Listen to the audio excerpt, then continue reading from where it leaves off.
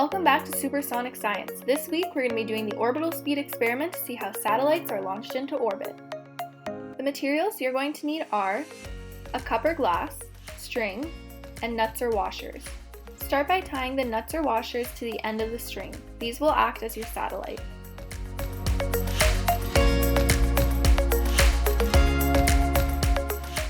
Next, tie your string above a flat surface like a countertop. Make sure your satellite is about an inch from the surface. Next, place your glass upside down directly underneath the string. This will act as the Earth that your satellite orbits around. Now, try and move the satellite so it moves in a circle around the Earth. Start by nudging the satellite directly away from the glass. You will see it's not the right direction to get the satellite to orbit. Next, try pulling it away from the glass and dropping it. You'll see that it orbits the glass, but it's not continuous. Now, try pushing it sideways in relation to the glass. You'll see that it continues orbiting for quite some time. Therefore, satellites have to be launched sideways away from the Earth in order to orbit successfully.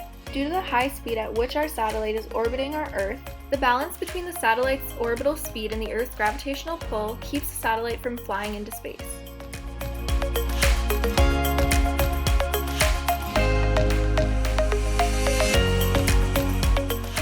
To experiment even more, try nudging the satellite at different lengths of the rope. For example, lower, in the middle,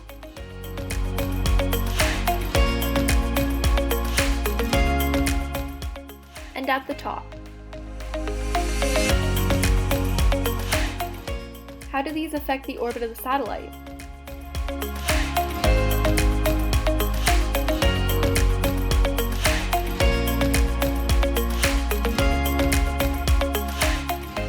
And that is how satellites orbit the Earth.